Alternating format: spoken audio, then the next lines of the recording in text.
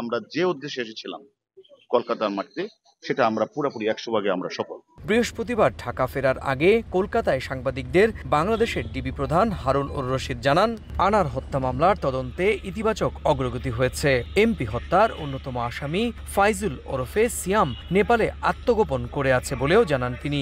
একই সঙ্গে মার্কিন যুক্তরাষ্ট্র প্রবাসী আখতারুজ্জামান শাহিনকে ধরতেও কাজ চলছে বলে উল্লেখ করেন। আমরা কাঠমান্ডুকে সিয়ামের বিষয়ে আমরা কিন্তু অবগত করিয়েছি। মূল যে মদতদাতা বেনিফিশিয়ারি শাহিন, সে কিন্তু অবস্থান করছে এখন হলো, আমরা যতটুকু জেনেছি যে ইউএসএ, যেহেতু পাসপোর্ট ইউএসএ আছে, সেটাও আমরা এখানকার কর্তৃপক্ষের সাথে আমরা কথা বলেছি। বাংলাদেশে যে আমাদের মানে এম্বাসি রয়েছে, আমেরিকান এম্বাসি, সেই এম্বাসিকে আমরা মৌখিকভাবে অবগত করেছি। শিগগিরই ফরেনসিক রিপোর্ট পাওয়া যাবে বলে আশা প্রকাশ করেন গোয়েন্দা প্রধান।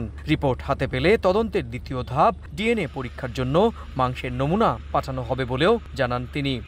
নগদে 500 টাকা বা তার বেশি পেমেন্টে পেতে পারেন ঢাকায় জমিসহ 20 কোটি টাকার পুরস্কার। ফরেনসিক এবং ডিএনএ টেস্ট ছাড়া অ্যাকচুয়ালি বলা যাবে। সিআইডি কে আমরা রিকোয়েস্ট করেছি দ্রুত সম্ভব যেন তারা করে, এবং আমি জানি ইন্ডিয়াতে অনেক দ্রুতই হয়। ঝিনাইদহ 4 আসনের সংসদ সদস্য আনোয়ারুল আজিম আনার হত্যার তদন্ত করতে রোববার ঢাকার গোয়েন্দা প্রধানের নেতৃত্বে 3 সদস্যের প্রতিনিধি দল কলকাতায় আসেন। মামলাটির তদন্তকারী সিআইডি, নিউটাউন থানার পুলিশ এবং ভারতীয় কেন্দ্র গোয়েন্দা সংস্থার সঙ্গে যৌথভাবে 4 দিন কাজ করেন তারা।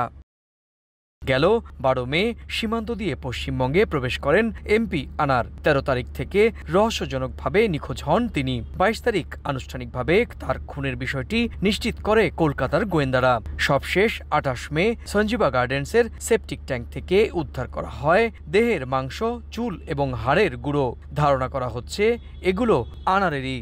এমপি আনার হত্যা মামলার রহস্য উদ্ঘাটনে 26 তারিখ কলকাতা বিমানবন্দরে নেমেই ঢাকার গোয়েন্দা প্রধান বলছিলেন যে তাদের কাছে প্রয়োজন এভিডেন্স, অর্থাৎ এমপি আনারের মৃতদেহের খণ্ড বা ক্ষুদ্রাংশ। 5 দিন পরে তিনি যখন ঢাকা ফিরে গেলেন, তার আগে সাংবাদিকদের কাছে বললেন যে তদন্তের তারা অনেকটাই এগিয়ে নিয়েছেন। কলকাতার নিউ টাউন থেকে সুব্রত আচার্য, সময় সংবাদ।